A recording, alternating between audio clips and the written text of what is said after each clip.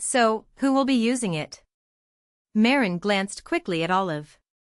The perceptive advisor caught her meaning immediately and nodded. I'll wait outside. Thank you.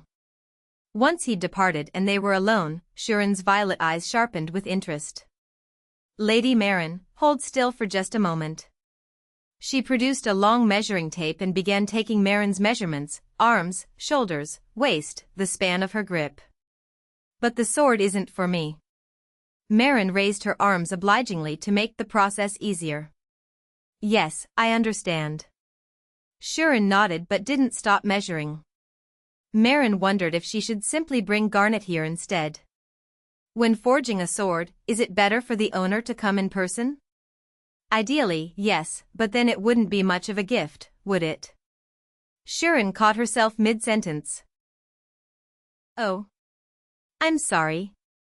That was presumptuous of me. It's all right. You're from the Sanders Empire, aren't you? In the Sanders Empire, the distinction between nobility and commoners was far less rigid than elsewhere. Respect was earned through wealth or power, not bloodline. Nobles bowed to wealthy merchants, commoners with influence spoke freely to aristocrats without fear of consequence. Sharon's gaze sharpened. Oh. That's actually supposed to be a secret. Who told you? I guessed from the way you speak. I'm sorry, I shouldn't have pried. When Marin apologized with genuine contrition, Sharon burst into laughter. Ha! Don't worry about it. That's just how I talk, can't help it. Marin exhaled with relief. You can speak casually with me, if you'd like. Oh, then let's be friends. Sharon's face lit up. You drop the formality with me, I'll drop it with you. Deal? Friends? The unexpected proposal made Marin's heart flutter. What, someone like me isn't good enough to be friends with? Sharon scratched awkwardly at the back of her head, where light lilac strands lay in slight disarray. No. Of course you are. I'd love a girlfriend, I don't have any. The words tumbled out before Marin could stop them. Once spoken, she felt her cheeks warm with embarrassment. That came out far too honestly. Sharon's eyes went wide, then she threw her head back and laughed. Really? I thought the Duke's fiancée would be some haughty noblewoman, but you're completely honest. I like you. She grinned broadly. It's settled, then. We're friends. I like you too, Sharon. Marin smiled shyly and extended her hand. Sharon grasped it firmly with her large, calloused palm. Lady Marin has such delicate hands. Sharon turned Marin's palm over, examining it with a blacksmith's curiosity, then stroked it gently. Her hands were rough from years of metalwork, but warm. If we're friends, why are you still calling me lady? Just names are boring. Sharon shrugged. I love nicknames. Olive Oil, the handsome alchemist, the muscle-bound butler, I've got one for everyone. And what about Lord Gerald? Duke. Sharon's answer was firm, immediate. That's a bit boring. The one who pays me must be respected. Logical. Marin nodded seriously, and Sharon laughed, giving her a friendly pat on the back, not hard enough to hurt, but solid enough to feel. We understand each other perfectly. Do you drink, Marin? Probably. I haven't had much opportunity. Then we'll have to fix that. Let's share a drink sometime. Yes. So, who's the sword actually for? Lord Gerald's niece. About this tall, Marin indicated with her hand. Arms roughly this size. She's still young, so nothing too heavy. Excellent. That's plenty to work with. And could you set this stone into the handle? Marin produced one of the two opals the Duke had given her, the one with the green undertone, its surface alive with iridescent fire. Sharon's eyes went wide. Wow. What kind of stone is this? I've never seen anything so beautiful. It's called an opal.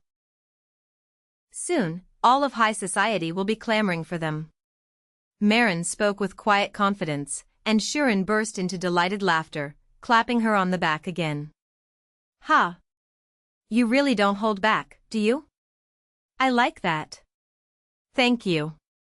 No matter how much Shirin restrained her strength, it was probably wise to avoid inviting further blows. Daya sat on her bed, gazing absently through the window. Outside, the day was bright and clear, winter sunlight falling soft across the grounds. Below, the unpacked suitcases still waited. Inside them, her mother's treasured possessions. Her father's keepsakes. The dresses her mother had prepared for Daya's debut, never worn. She closed her eyes, and the Duke's words echoed unbidden through her memory.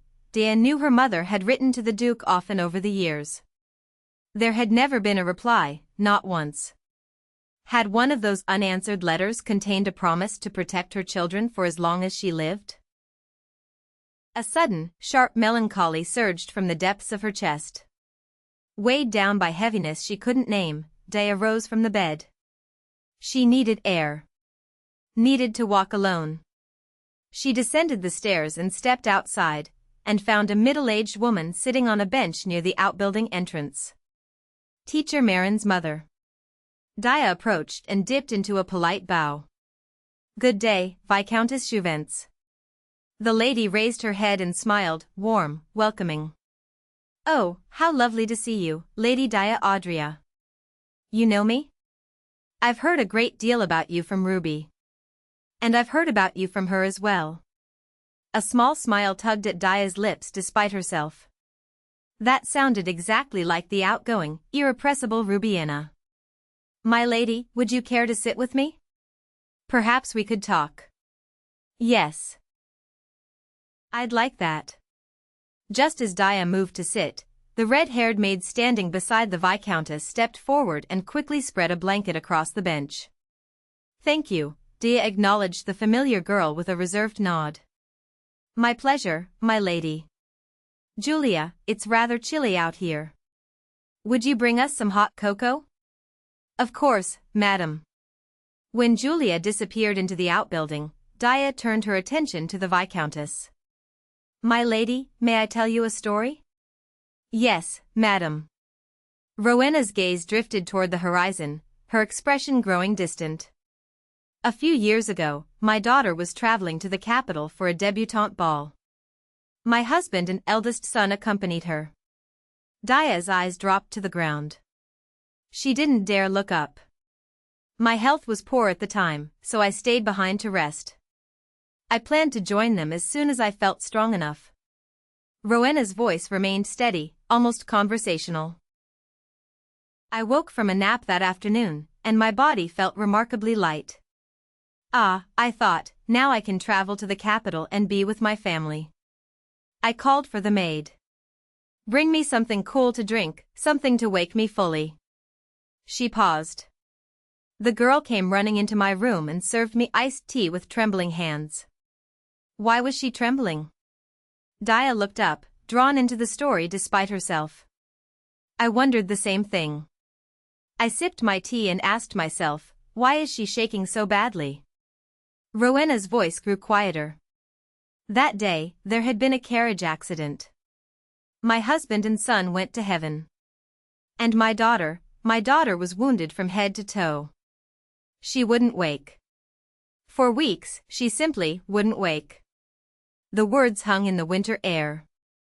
I will never forget the taste of that tea. It was like swallowing fire. Daya sat frozen, staring at the Viscountess's calm, sorrowful face. I didn't know. Since that day, my daughter still cannot bring herself to ride in a carriage. Daya was truly speechless. She thought of Marin, bright, welcoming, endlessly cheerful Marin. A woman who seemed like a carefree noblewoman untouched by hardship. After my husband and son died, our family fell into ruin. Rowena's hands folded quietly in her lap. I was too weak to help. My daughter had to shoulder everything alone. She endured a great deal. Ah. Belated understanding gripped Daya's chest. When Marin had mentioned money during their first conversation, when she'd been so frank about needing the governess salary, Daya hadn't believed her. Had thought it was some kind of act. My lady, can you guess why I'm telling you this? Because you heard I don't want to make my debut. Yes. From Ruby. She is my sister, but she talks rather freely. Please don't be angry with her. Rowena's voice was gentle. She's worried about you. She came to me because she didn't know how else to help. Daya nodded slowly, accepting the explanation. Whether you attend the debutante ball is entirely your choice. I would never presume to tell you otherwise. Rowena's gaze grew distant again. But as a mother, I truly wanted my daughter to have that experience. It weighs on me still that she never had the chance. Daya lifted her head and looked at the sky. 2 white clouds drifted peacefully across the endless azure, serene, unhurried, impossibly far away. Do you think my parents, up there, would want this for me too? Rowena didn't answer with words. She simply reached over and squeezed Daya's hand, firmly, warmly. From that gentle touch, Daya's eyelids slowly fell closed.